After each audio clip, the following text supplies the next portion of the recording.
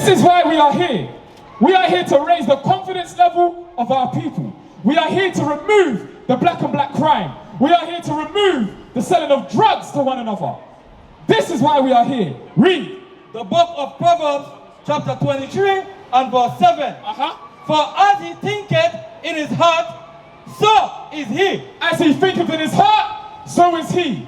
As we think and we see that we are not the dregs of society, that in fact, we see that the description of Christ according to the Bible is black. Now we're going to see Christ in one another.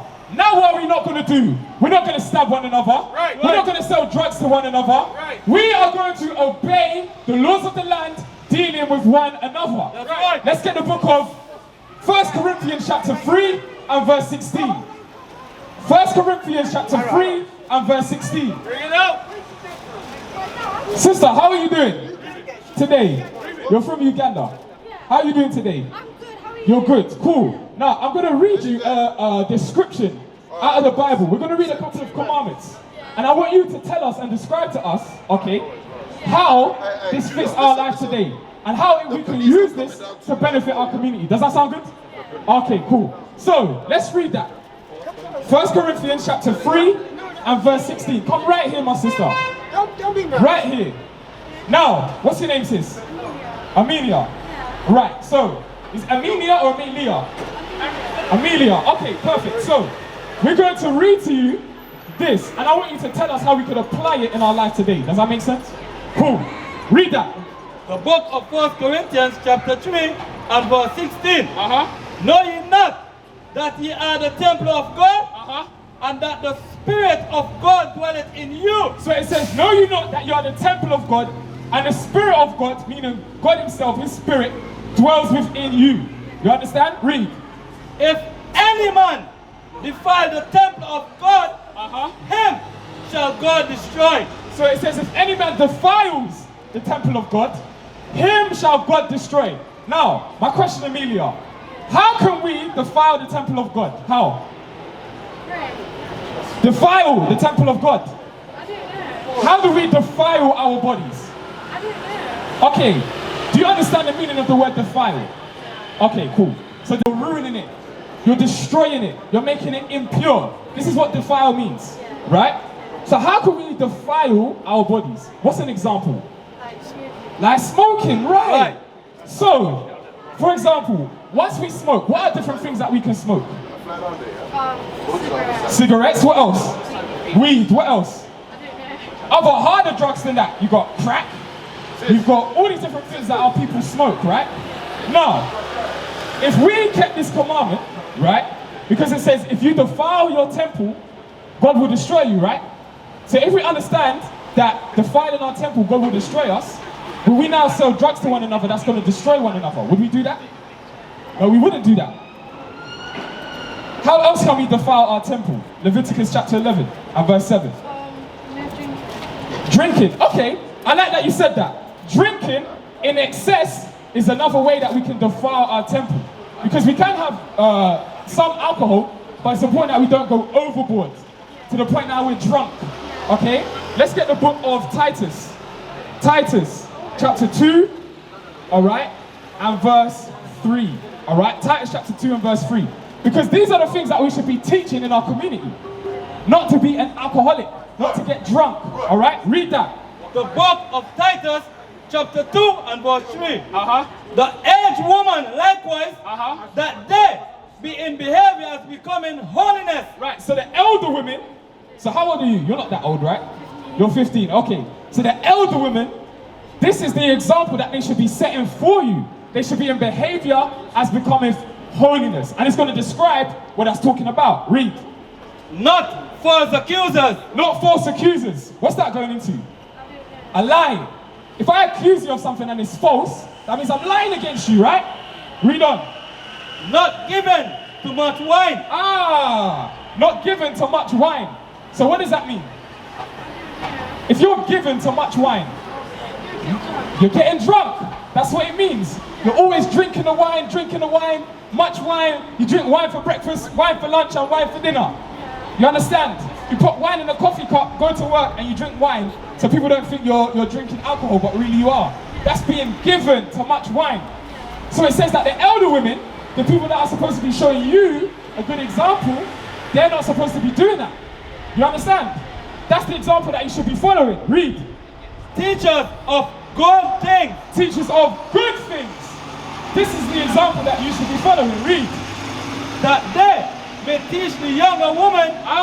Now, that they may teach the younger women, which is talking about who? You. Because you're only 15, isn't it? Right? So now you are a younger woman. Read. To be sober. To do what? To be sober. If you're drunk, are you sober? Sister, Amelia? No, you're not. So, it says that the elder women shouldn't be given so much wine. So now, the younger women like yourself are going to look at the elder women and say, they're not given so much wine, so now I'm going to be sober.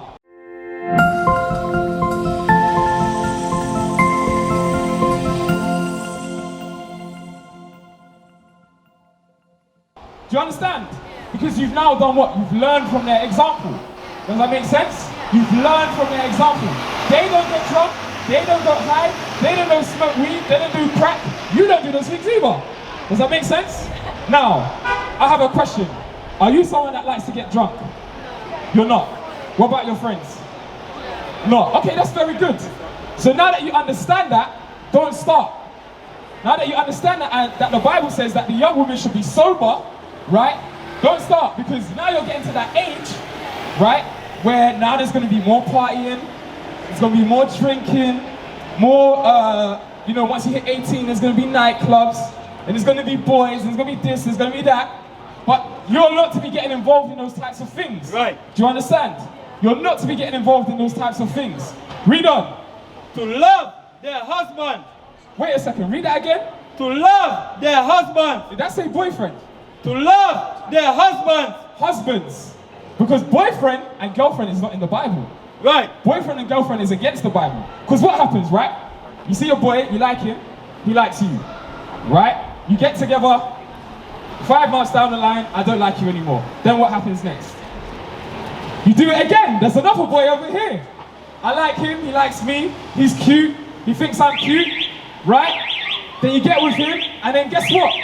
That cycle repeats itself, repeats itself, repeats itself. But guess what? Women and men, you're only supposed to be with your husband or your wife. Today they have a term amongst young people called body count. You know what I'm talking about when I say body count? Your body count should be 1. Right. Forever. Right. And it shouldn't go more than that. Right. 1 body count. Do you understand? Right. 1. And that should be your husband. Does that make sense? That should be your husband. Let's get the book of Hebrews chapter 13 and verse 4. Because what we have lost as a people, you don't see young girls your age, do they say, you know what, I'm not going to go to the party because I want to get married. I don't want to get passed around like a bag of Skittles. Right? I want to save myself for my husband. Our sisters don't value that anymore. Do you understand? We don't have that in high regard, high esteem anymore. Read. The book of Hebrews, chapter 13 and verse 4. Marriage is honorable in all. You see, the Bible says that marriage is honorable in all. But now, amongst young people, we don't aspire to get married. When we look at the Instagram, you look at the gram, you're looking at TikTok, all these different types of things. Are they talking about, congratulations to the married couple? No, you see these Instagram women, exposing their whole body, all these different types of things. And when you're young, you're looking at these different people that are making money, they're on TikTok, they're on Instagram, and you're looking at them and you're thinking, that's what I'm supposed to be. Do you understand? But that's not what you're supposed to be, because the Bible says what? Read it again. Marriage is honorable in all. So you saving yourself for your husband is honorable. Do you understand? Read. And the bed undefiled. So when you have a husband, that's when you can do all those different types of things, because that's okay, because that's your husband. Read. But whoremongers and adulterers. So a whoremonger is someone that goes from woman to woman to woman to woman to woman. Right? And then the female version of that, what do you think the female version of a whoremonger is? A slag, or a whore, as the Bible would say. Right? So that's a woman that goes from man to man to man to man. Or adulterers, meaning they go outside of their marriage. Do you understand? Also known as a cheater, or oh, you know when they say he cheat on me, she cheat on me, that's an adulterer. But what does that say about them? Read. But whoremongers and adulterers, God will judge. It says God will judge them. Now, what's the way that they could get judged? Deuteronomy 28:61. Bring it out. What's the way? So if you're someone, right, that's sleeping with loads of guys, what could happen? Well, you don't know. Okay, we'll give you a couple of examples. That's not important. Good, I'm happy you cut that off. Right, read that. The book of Deuteronomy chapter 28 and verse 61. Also, every sickness and every plague, every sickness, and every plague, read, which is not written in the book of this law, which is not written in the Bible, read, them will the Lord bring upon thee until thou be destroyed. That's what the Lord will bring upon you. We used to scream black power while heroin was pushed. But at the end of the day, nothing's in vain. IUIC has been given a vision. The tents of Judah has risen. Many has attempted the mission, minor murmuring, omitting, and missing the mark. Just reading that he had the flame of fire in his eyes gave us the spark. We on Paul's mission. We out on the road, purple and gold, from Mexico, Cuba, Haiti, Ghana, Sierra Leone. 144,000 boots banging, concrete crackling. These are our men repented at heart. The scriptures is proof. IUIC, we deliver the truth.